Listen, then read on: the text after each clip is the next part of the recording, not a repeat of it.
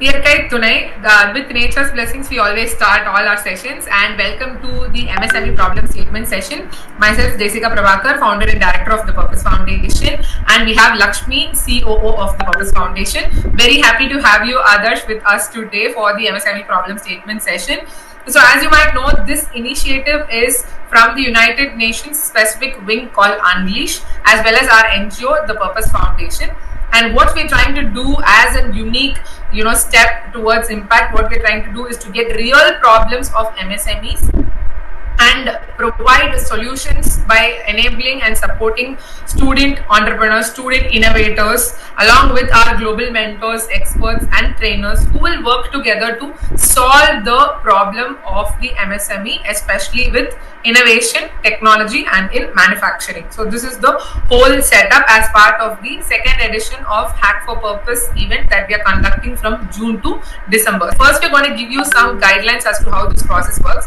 First and foremost is the company must be a registered MSME. As we mentioned, we are selecting 100 MSMEs as a proof of concept to build this whole narrative, so that every year we can keep increasing the capacities of MSMEs and supporting more and more MSME with technology. This is, as I said, one of a kind initiative that we are trying to do to bridge college students, trainers, mentors and MSMEs.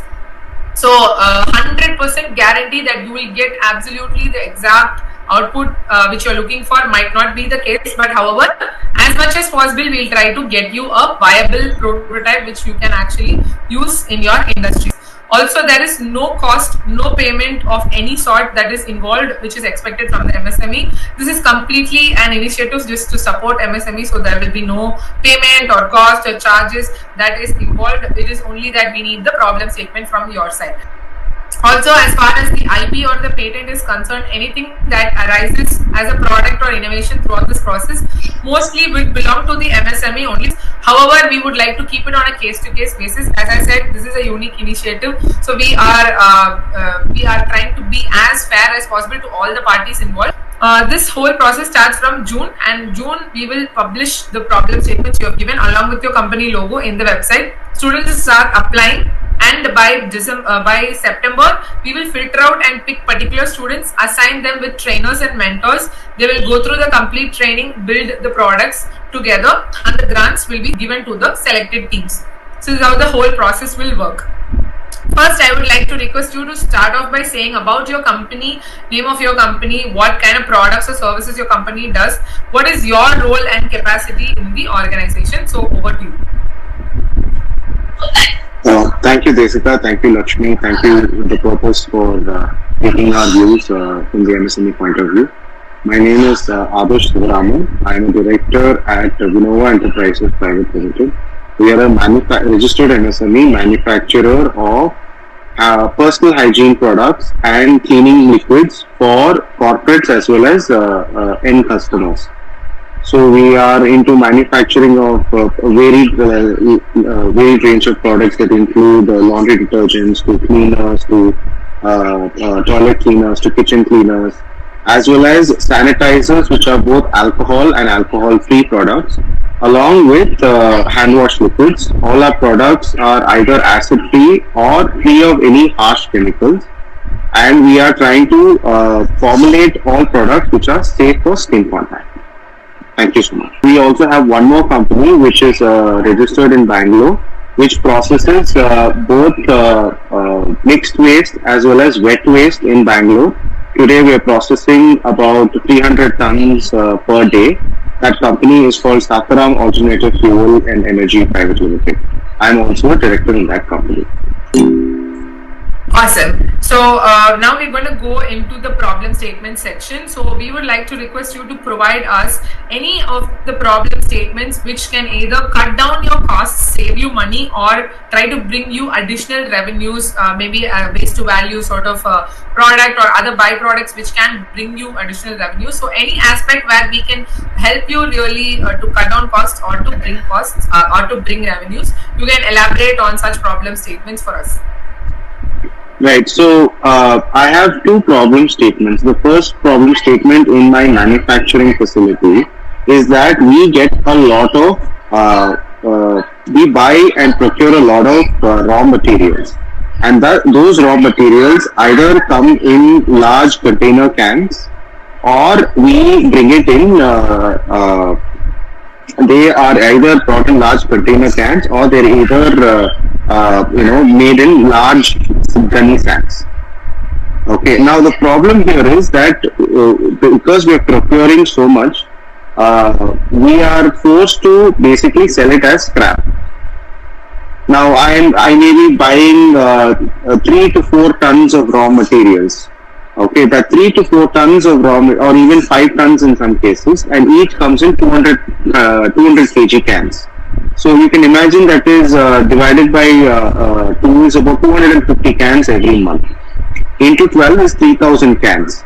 Those are cans that can be either what we are just doing is selling as scrap, whereas the problem statement we are doing, we can find is if there is a way we can miniaturize the shredding and cutting, instead of selling it to a scrap dealer, them coming and then them taking to the the reprocessor or recycler.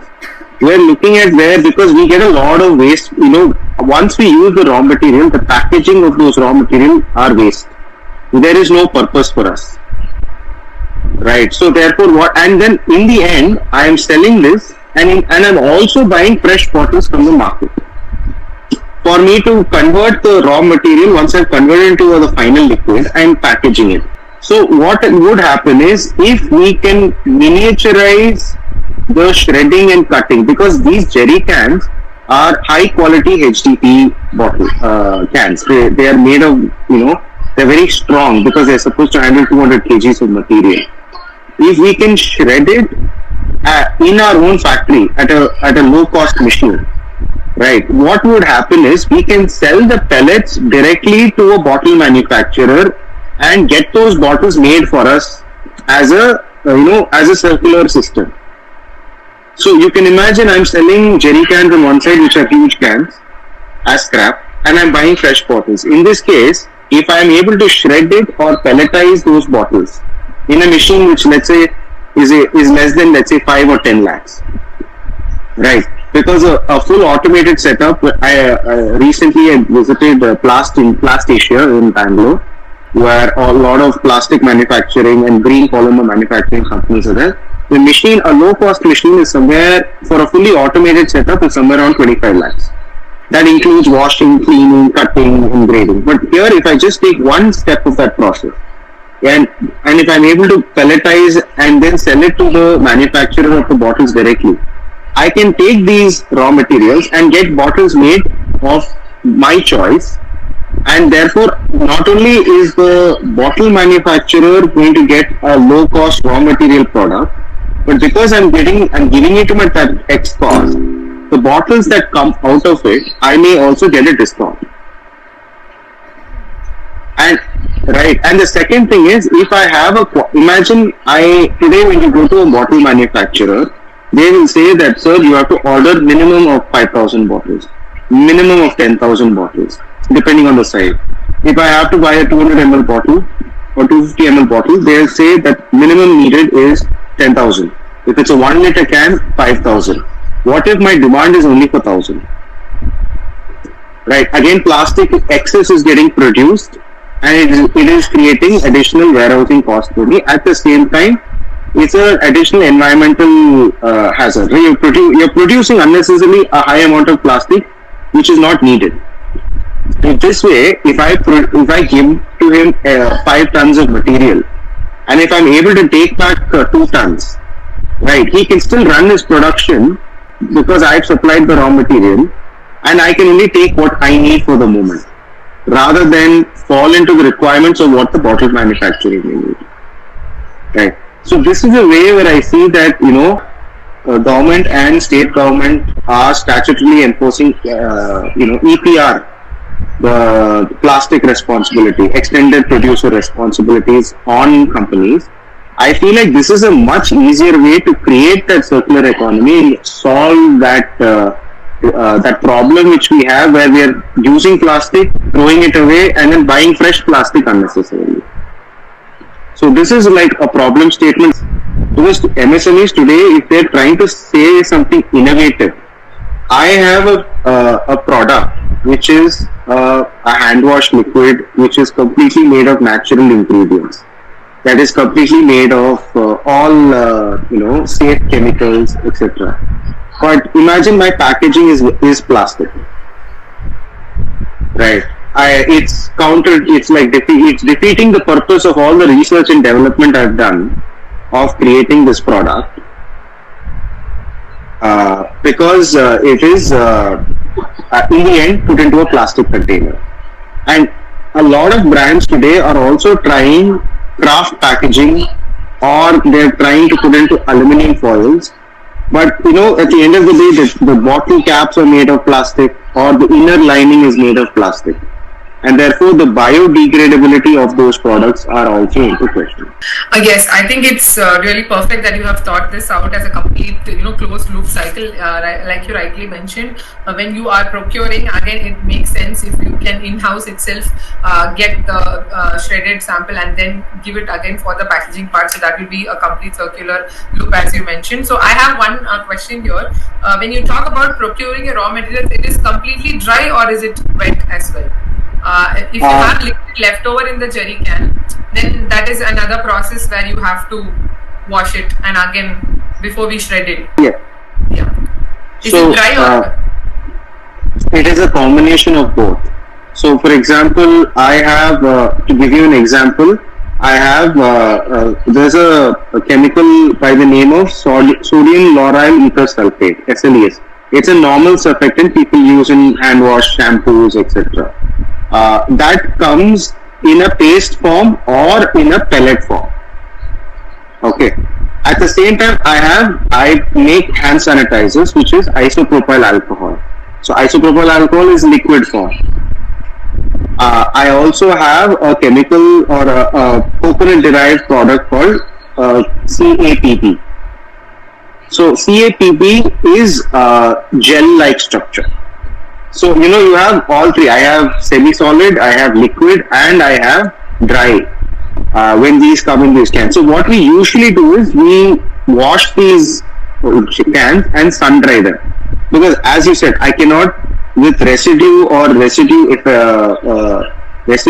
the cans, I cannot, no scrap person will take it because they will think it's a biohazard, right? So, we do wash it, we sanitize it, we sun dry it for about a day.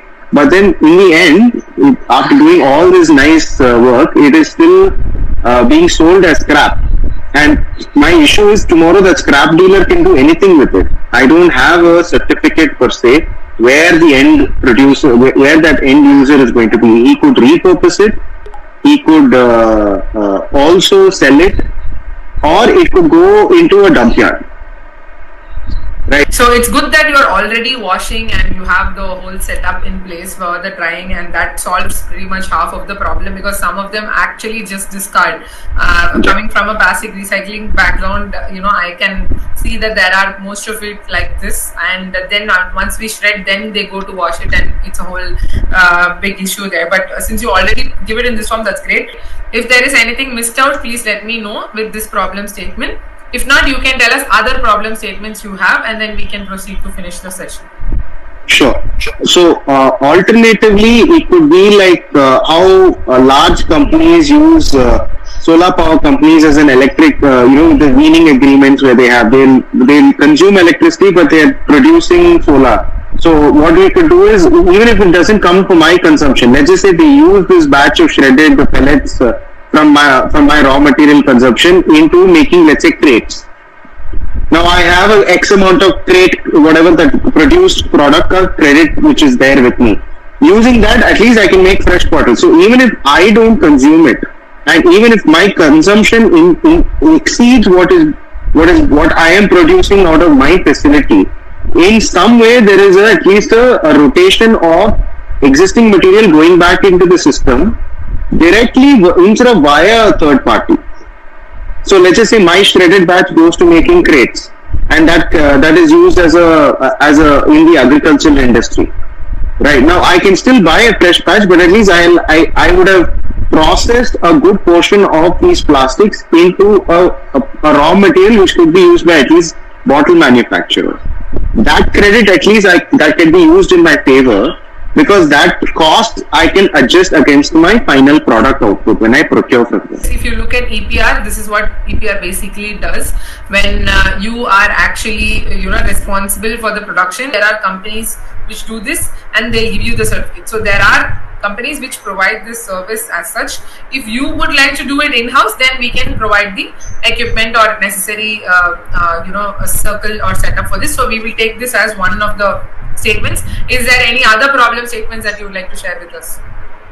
Another problem statement is that I am from a Tier 2 city called Coimbatore, and their waste collection has become a huge problem. It was a good area to be, but in the last 2 years, it is because of the amount of commercial buildings come up, because of the number of residentials that has increased, the waste has been lying on the side path and continues to do that, and the collection capacity is not able to match that. And I feel today that Tier 2 cities need to seriously implement low-cost processing centers as soon as possible, because what is happening is every morning when I go for a walk in the morning, especially after rains, all that waste is on the side and it's smelling, and the whole area is prone to for diseases to spread. And right next to that area are vendors, food vendors, who are setting up their stalls and selling food. Right, and it does not. 20 years back or 10 years back, it was a nice area. You had a lot of trees. Now, under those trees are waste material that is being dumped. And Tier 2 in this cities or cities like Coimbatore, we really need microprocessing centers ASAP to process at least some part of the waste, either the wet waste or the dry waste, or we really need automated segregation machines.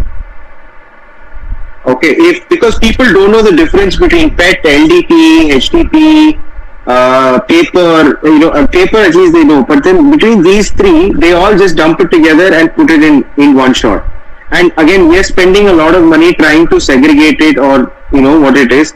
And the wet waste is also not being processed, right? Wet waste is also not being picked up. We need like micro level sizes, so that we're not asking people to set up 200 crore facilities or 100 crore facilities, something under a crore, 2 crore or 50 lakhs. Just set up enough to contain the capacity of your colony, right? Apartments are able to do this. And so in Tier 2 cities where apartment culture has not yet come in, the housing colony structure has to come in, where we can set up low-cost processing centers, so that it eases the stress on the corporation, because today everybody is trying to do catch-up. And I believe that if we are able to set this up, we can look forward for a much greener and a cleaner environment for us to at least reminisce, walk, enjoy the weather, etc. Yes, Adarsh, definitely, it's not very ideal that we have our streets and nature all dumped with so much of, plastic, as you said, but there is a lot of constraint on the collection capacities. Even in the cities, you see that very, very, to a higher extent, that there is so much more waste than they can actually collect, and that is a huge problem. So what we're going to take into problem statements is, one, you mentioned about the smaller shredding units, which might be useful for the whole, whole of the packaging, or anyone using a lot of packaging. The other is as far as the value addition is concerned, maybe we can try to see an easier, less time consuming, less resource consuming process for washing, or the whole processing of your jerry cans, which anyway, I am sure that a lot of MSMEs procure a lot of these raw materials for various purposes, and they will definitely have this.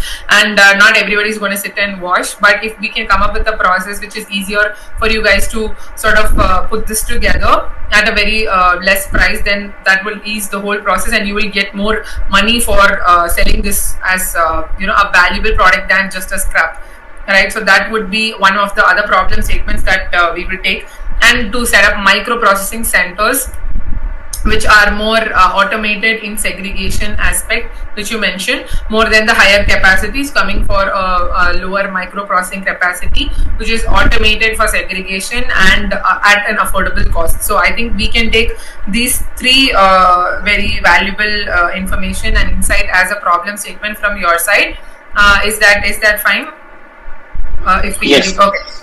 Okay. So with that, I think last and final thing about sustainability aspect. What are your thoughts, and what do you think your company is going to be, taking as steps forward in sustainability front? If you can share with us. With that, we will close our session.